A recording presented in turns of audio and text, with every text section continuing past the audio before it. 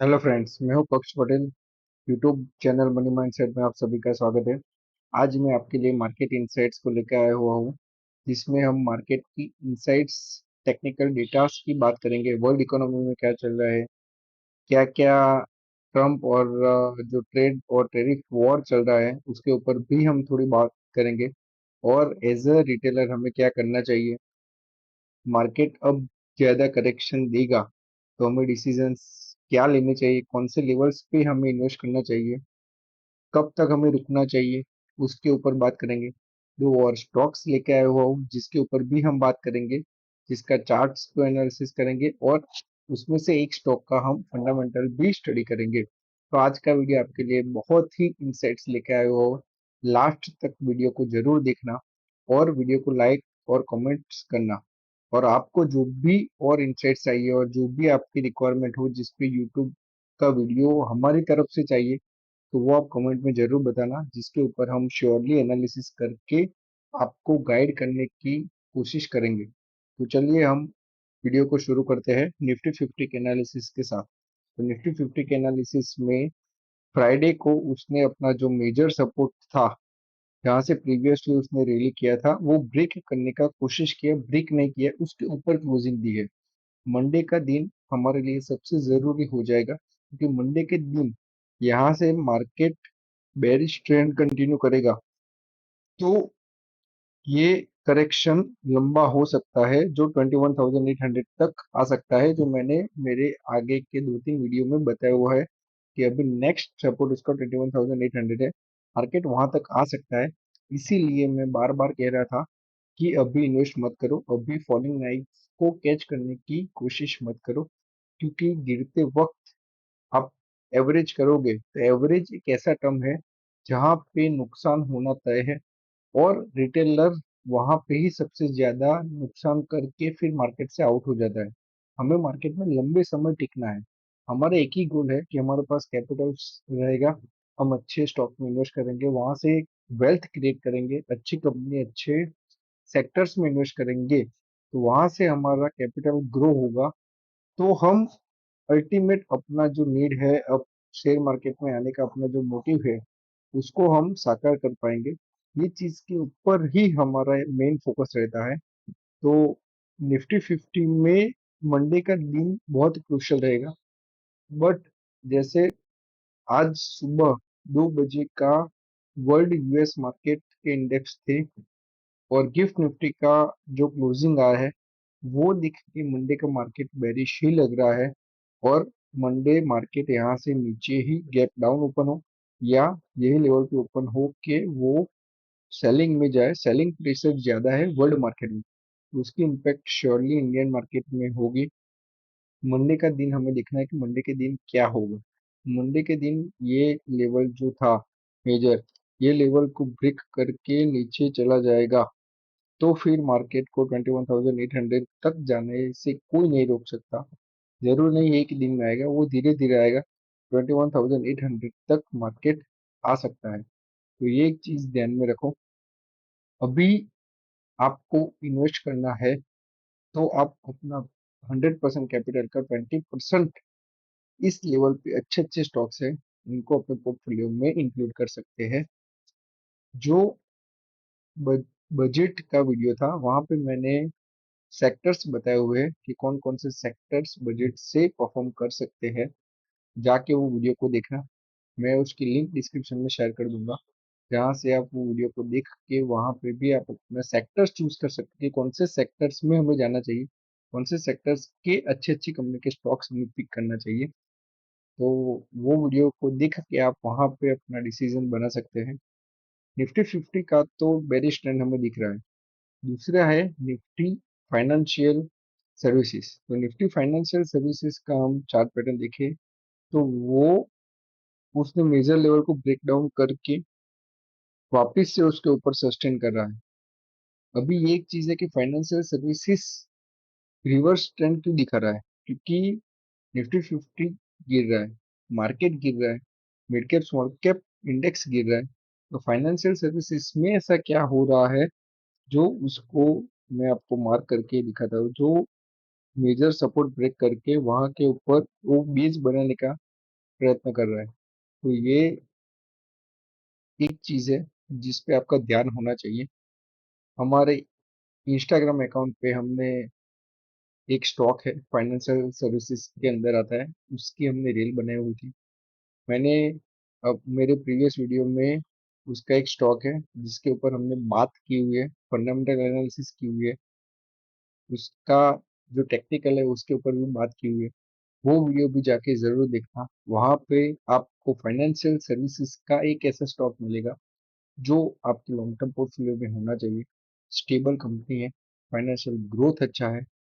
तो ये आप दो वीडियो मैं श्योरली रिकमेंड करूंगा कि वहां पे जाके ये वीडियो को शांति से देखिएगा, जहाँ से आपको मोर इंसाइट्स मिलेगी। तो ये एक फाइनेंशियल सर्विसेज का चार्ट मैं आपको बताने की कोशिश कर रहा था कि वहां पे एक ऐसा मोमेंटम है, यहाँ पे बीज बना रहा है, इतना करेक्शन नहीं दे रहा है, उसने अपना प्रीवियस लो जो था उसको ब्रेक नहीं किया हुआ है।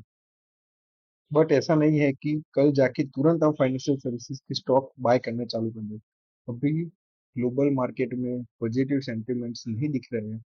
जब तक मार्केट पॉजिटिव सेंटिमेंट्स नहीं दिखाई दे, ग्लोबल इकोनॉमी या इंडियन इकोनॉमी में फिगर्स अच्छे आते हुए नहीं दिखाई दे, तब तक हमें अपना पूरा कैपिटल इन्वेस्ट नहीं करना चाहिए। तीसरा चार्ट है निफ्टी आईटी का। निफ्टी आईटी में हमने एक सेपरेट वीडियो बनाया हुआ था जिसपे हमने 42,617 के लेवल्स के अराउंड हमने बात की हुई थी कि आप आईटी और फार्मा सेक्टर्स में प्रॉफिट बुकिंग के लिए देख सकते हैं। यहाँ पे आपका लॉन्ग टर्म पोर्टफोलियो में भी जो स्टॉक्स है वो प्रॉफिट बुक करनी चाहिए, जैसे कि कोफोर्ज है, टीसीएस है, इन्फोसिस है। वो सारे स्टॉक्स का हमने सेपरेट एनालिसिस किया हुआ था। तो ये आप देखिए कि टेक्निकल्स का कितना इम्पेक्ट होता है। हमने इस लेवल पे प्रॉफिट बुकिंग करके, अभी मार्केट गिर रहा है, तो गिर रहा है तब हम कैश लेके होल्ड करके बैठे हुए कि जब भी हमें अपॉर्चुनिटी दिखेगी, अपॉर्चुनिटी जैसे कि ये ब्रेकआउट आया था, तो ऐसी अपॉर्चुनिटीज हमें दिखेगी तो हम वहां पे अपना पूरा कैपिटल डिप्लॉय करके फिर 40, 50, 60, 70% की रैली एंजॉय कर सकते हैं। अभी इस चार्ट को देख के हमें आईटी में भी बाइंग नहीं करनी चाहिए, क्योंकि जो उसका लास्ट सपोर्ट था 39,900, मतलब 40,000 के अप्रोक्स, वो ब्रेक करेगा तो निफ्टी में और निफ्टी आईटी में और करेक्शन देखने को मिल सकता है। तो इस चीज के ऊपर आपका ध्यान होना चाहिए। तीसरा है निफ्टी फार्मा। निफ्टी फार्मा में लोअर लोस लोअर हाइस जो हमने पहले वीडियो में बताया हुआ था, ब्रेक करके वो पूरा सेलिंग में जा रहा है। उसका एक ही रीजन है कि टैरिफ वॉर, यूएस जो लेके बैठा हुआ है कि हम यूएस में इंपोर्ट होने वाले सभी चीजों पे टैरिफ ज्यादा लगाएंगे। तो इस चीजों में हमारा फार्मास्यूटिकल्स इंग्रेडिएंट्स है, फार्मास्यूटिकल्स ये जो टेबलेट्स है या मेडिसिन है, वो मेजरली एक्सपोर्ट होती है यूएस में। तो यूएस में एक्सपोर्ट होती है तो वहां पे टैरिफ लगने से ये फार्मास्यूटिकल्स कंपनी की दवाइयों की डिमांड को इम्पेक्ट होगा, जिससे फार्मा के स्टॉक्स में इम्पेक्ट होगा। तो फार्मा के स्टॉक इसीलिए करेक्शन दे रहे हैं। ये टेम्पररी हो सकता है, क्योंकि एट द एंड यूएस को इंडियन कंपनीज की टेबलेट्स चाहिए ही चाहिए। तो इसीलिए थोड़े समय के बाद ये जब स्टेबल हो जाए तो फार्मा में रैली आना तय है, क्योंकि फार्मा सेक्टर सबसे बढ़िया है, जहाँ पे बहुत अच्छी अच्छी कंपनी है जो अच्छा नंबर्स के साथ रिजल्ट्स आए हुए हैं दिसंबर क्वार्टर का। तो हम उसमें से एक कंपनी हमारे ध्यान में है, उसका हम डिटेल में एनालिसिस करेंगे दूसरे वीडियो में। तो ये मेजर चार इंडेक्स था जहाँ पे हमें बात करना था। अभी हम ग्लोबल इकोनॉमी की बात करेंगे कि ग्लोबल क्या चल रहा है, जिसका इम्पेक्ट यूएस में क्या आ रहा है, यूएस से इंडिया में क्या इम्पेक्ट आ रहा है, तो उसके रिगार्डिंग हम आज बात करेंगे। तो यूएस में बात करें तो US D I N R, मतलब एक्सचेंज रेट जो था वो 12 फरवरी में उसने हाई बनाया था 88 रुपीज तक। वो वापिस से गिर के एक लेवल पे स्टेबल हो रहा है। तो ये एक दिखाता है कि जो यूएसडी, जब ट्रम्प का इलेक्शन खत्म हुआ, ट्रम्प विनिंग घोषित किए गए, तो वहां से जो आईएनआर का वैल्यू था वो डाउन आया था और डॉलर का एप्रिसिएशन हुआ था। तो ये एक चीज है। दूसरा है, हम नस्डैक जो यूएस का इंडेक्स है उसको देखेंगे। नस्डैक का ये कैंडल देखे तो 2% आज का कैंडल है। तो 2% का कैंडल का क्लोजिंग आया था। तो 2% के कैंडल के क्लोजिंग के साथ बंद हुआ है, जहां पे हमें ऐसा दिख सकता है कि मंडे का हमारा मार्केट या तो गैप डाउन खुले या तो उस लेवल पे खुल के सेलिंग प्रेशर कंटिन्यू करे। तो सेलिंग प्रेशर कंटिन्यू करता है तो रुक जाना। इस हफ्ते 2-3 दिन के बाद अपना 20% का कैपिटल वहां पे डिप्लॉय कर सकते हैं। अच्छे अच्छे स्टॉक्स है, जैसे कि मैं 2-3 नाम ले लेता हूँ। एल है, फिर M&M है, महिंद्रा है, फिर TCS है। तो ऐसे ब्लू चिप स्टॉक्स आप अपने पोर्टफोलियो में ऐड करने के लिए देख सकते हैं। दूसरा इंडेक्स है जो यूएस का S&P 500। S&P 500 में भी देखो 1.71% का बेरिश कैंडल के साथ क्लोजिंग हुआ है। फुल बॉडी कैंडल है जो वही दिखाता है कि ऊपर से लेके नीचे तक पूरा सेलिंग प्रेशर कंटिन्यू है। तीसरा है डाउ जोन्स।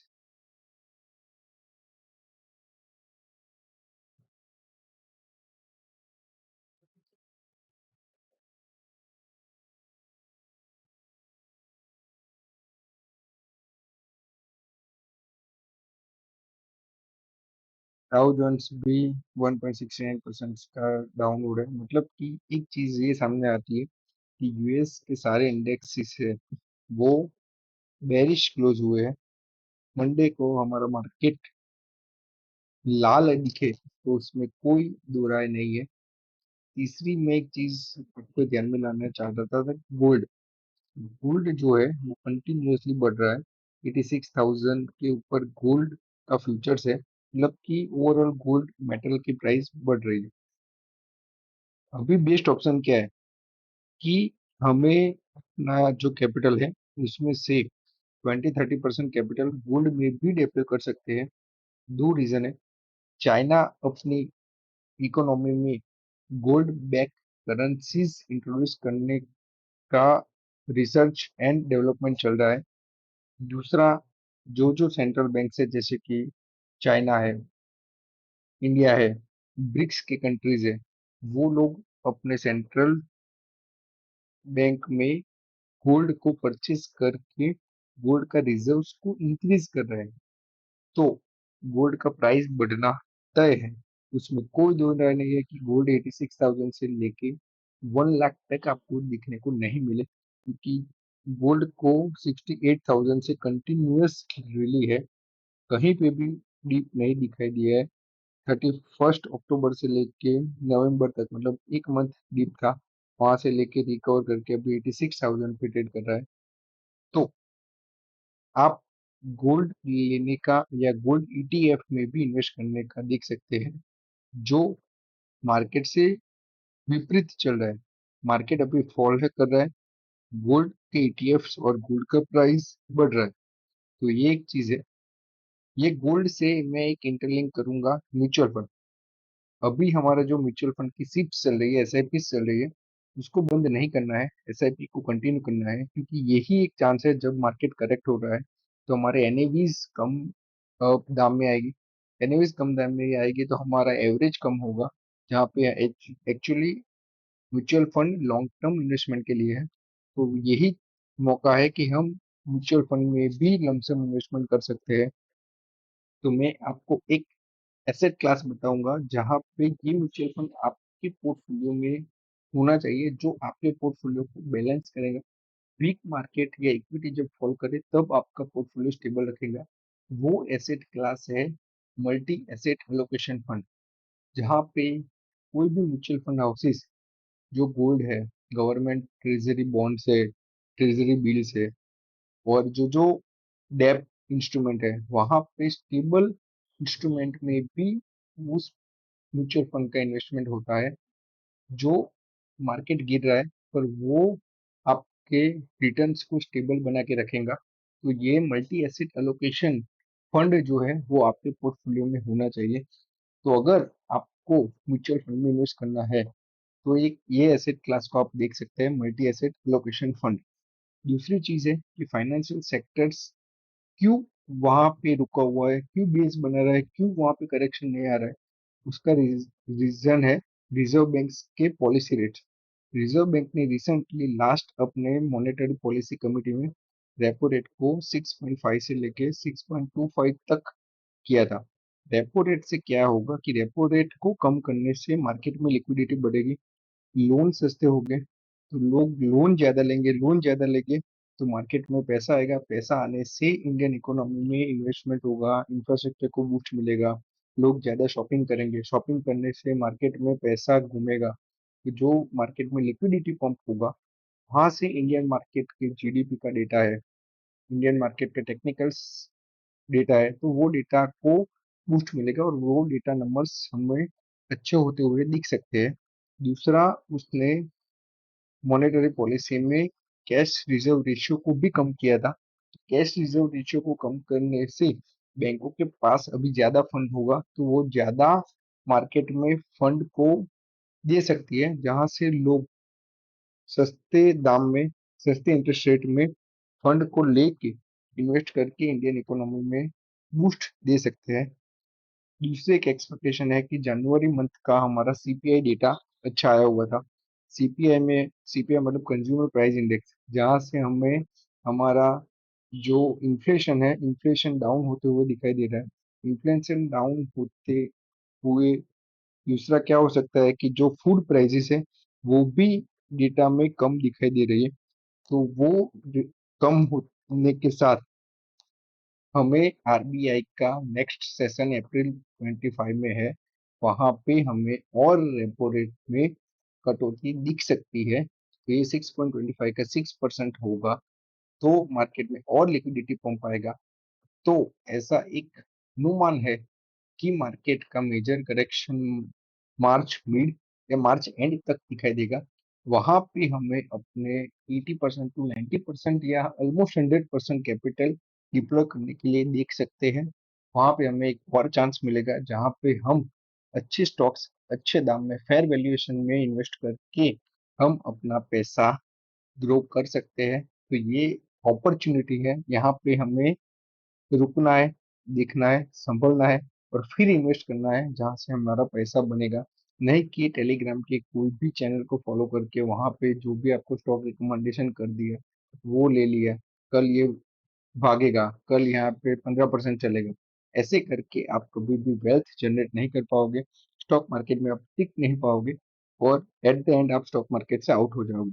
हमारा कोशिश है आप लॉन्ग टर्म के लिए स्टॉक मार्केट में टिको। तो ये जो आरबीआई के साइट्स पे ये डेटा है उसमें मेन रेपो रेट की कटौती हमें 25 बेसिस पॉइंट और दिख सकती है। दूसरा है एफआईआई होल्डिंग। तो एफआईआई का जो होल्डिंग है वो मार्च 24 से लेके अब तक का सबसे लोएस्ट है, ऑलमोस्ट 11.4 बिलियन डॉलर्स का करंट ईयर 25 में उन्होंने सेल किया है।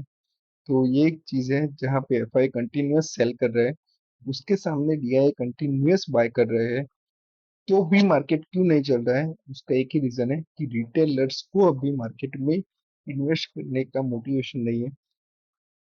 रिसेंटली हमने एक डेटा देखा था कि दिसंबर और जनवरी मंथ में ऑलमोस्ट बहुत सारे अकाउंट्स क्लोजर आए थे, क्योंकि वहां पे आईपीओस भी नहीं परफॉर्म कर रहे थे और जनरली आईपीओस के लिए बहुत सारे डीमेट अकाउंट कंटिन्यूअसली ओपन हो रहे थे। तो वो एक चीज है जहाँ पे डीमेट अकाउंट भी क्लोज हुए हैं, रिटेलर बाय करने में इंटरेस्टेड नहीं है, तो मार्केट ऊपर नहीं जा रहा है और एफआई कंटिन्यूअस सेल कर रहा है।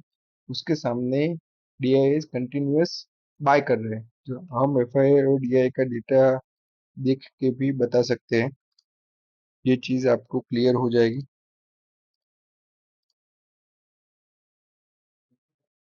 डेली में नहीं जाते हैं, मंथली में जाते हैं। तो मंथली में हम देखें तो 36,000, 87,000, 16,000, नवंबर 45,000, अक्टूबर में 1,14,000 करोड़ इतना सेलिंग है। डीआई का देखें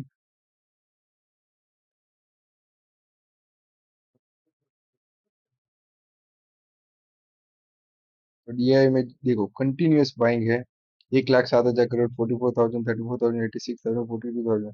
मार्केट क्यों नहीं चल रहा है? रीजन एक ही है कि रिटेलर को अभी मार्केट में पैसा नहीं डालना है, इन्वेस्ट नहीं करना है। जो लोग एवरेजिंग के चक्कर में पड़े हुए हैं, तो वो लोगों का नुकसान होना तय है।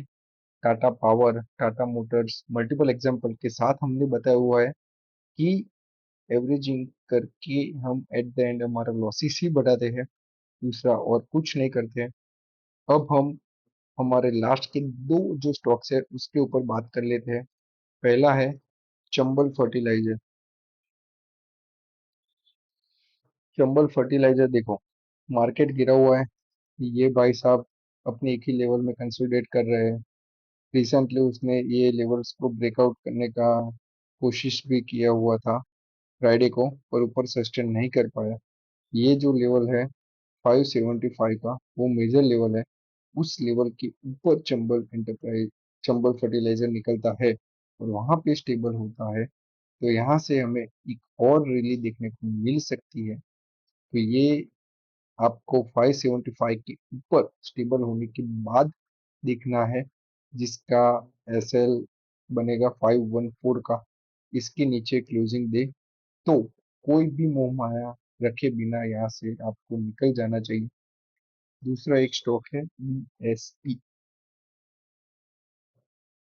देखो बीएसई में कोई भी फर्क नहीं है, सारा मार्केट गिरा पड़ा हुआ है, पर इस भाई साहब को तो ऊपर ही जाना है।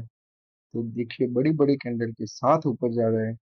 यहाँ पे करेक्शन दिया था, थोड़ा बहुत करेक्शन के बाद वापिस से दो, एक में 8%, एक में 5%, 6% के कैंडल के साथ वापिस ऊपर आ गए हैं। तो इसका मेजर लेवल्स होगा 6,100 का लेवल। जिस लेवल का ब्रेकआउट के बाद, सस्टेन होने के बाद, ब्रेकआउट के बाद तुरंत नहीं लेना, वहां पे सस्टेन होने के बाद आप बीएसई को ऐड करने के लिए देख सकते हैं। और दूसरा एंट्री पॉइंट, यहाँ से करेक्शन के बाद वापिस से इस लेवल के ऊपर या उसके ऊपर के हाई के ऊपर बुलिश कैंडल बनाए, तो हम इस लेवल पे भी ऐड करने के लिए देख सकते हैं। तो ये बीएसई स्टॉक्स का हम फंडामेंटल्स देख लेते हैं, जिसमें मुझे एक चीज सबसे ज्यादा पसंद आई है, वो है उसका प्रॉफिट मार्जिन। तो मैं आपको डायरेक्टली प्रॉफिट मार्जिन के ऊपर ही ले जाता हूँ। वो एसेट कंटिन्यूस बढ़ रहा है, सेल्स कंटिन्यूस बढ़ रहा है, उसके ऊपर हम नहीं जाएंगे।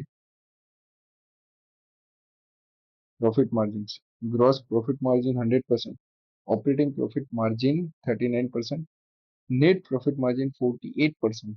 मतलब कि वो 48% अपने बिजनेस में से वो घर पे ला रहा है, 48% का प्रॉफिट है। आरओसी आरओई भी अच्छा है। तो इसके ऊपर ये डेटा को देख के, टेक्निकल्स को देख के हम ऐसा डिसीजन बना सकते हैं कि ये स्टॉक्स हमारे पोर्टफोलियो में एक मल्टीबैगर रिटर्न बना के दे सकता है। ऑलरेडी वो मल्टीबैगर परफॉर्म हो चुका है, यहाँ से और ऊपर जा सकता है। बट एक वीक के लिए रुक जाओ, इस लेवल का ब्रेकआउट देने दो, क्योंकि मार्केट बेरिश है। हो सकता है यहाँ से नीचे आ जाए, पर हम यहाँ पे ट्रैप हो जाए, तो हमें ट्रैप नहीं होना है। ये स्टॉक अच्छा है, फंडामेंटल अच्छे हैं, थोड़ा करेक्ट हो नीचे आए तो इस लेवल पे भी हम उसको ऐड करने के लिए देख सकते हैं। तो यह था मेरा पूरा आज का डिटेल एनालिसिस वीडियो, जहाँ पे आपके इंसाइट्स क्लियर हो चुके होंगे। अभी आप 20% कैपिटल डिप्लॉय कर सकते हैं। 80% कैपिटल को आप मिड मार्च या एंड ऑफ मार्च, जब करेक्शन 21,800 तक आए, तो उसके बीच में आप स्टेगर्ड मेथड में अच्छे अच्छे स्टॉक्स को बाय कर सकते हैं। हम अच्छे अच्छे स्टॉक्स को, हमारा इंस्टाग्राम चैनल है, वहाँ पे रील्स के जरिए आपको बताते हैं। और यूट्यूब पे वीडियो में भी हम फंडामेंटल टेक्निकल एनालिसिस करके आपको डिटेल में गाइड करते हैं कि कैसे स्टॉक्स में क्या देखना चाहिए। यही टाइम है आप अपना पोर्टफोलियो को रिस्ट्रक्चरिंग कर सकते हैं। जो आपके वीक स्टॉक्स है उसको निकाल के आप अच्छे स्टॉक्स में मूव हो सकते हैं, जो अच्छे दाम में मिल रहे हो, अच्छी कंपनी हो, इसका सेक्टर अच्छा परफॉर्म करेगा, उसके ऊपर आप हमारा एनालिसिस को देख के आप अपना कैपिटल को डिप्लॉय कर सकते हैं। तो ये मोटा मोटा था कि मार्केट में करेक्शन में क्या करें, कैसे हमें रिएक्ट करना चाहिए, क्योंकि पोर्टफोलियो का हमारा 100% का प्रॉफिट ऑलमोस्ट 50% वाइप आउट हो चुका होगा। हर रोज लाल दिख के हमें मजा नहीं आ रहा है, पर यही समय है जहाँ पे हम अपना कैपिटल्स को डिप्लॉय करके अच्छी जगह पे रिस्ट्रक्चर करके अच्छे सेक्टर्स में रिस्ट्रक्चर करके हम यहाँ से अपना पैसा ग्रो कर सकते हैं। तो ऐसे ही मनी माइंडसेट के साथ जुड़े रहिए। हमारे इंस्टाग्राम चैनल को फॉलो कीजिए, यूट्यूब चैनल को फॉलो कीजिए।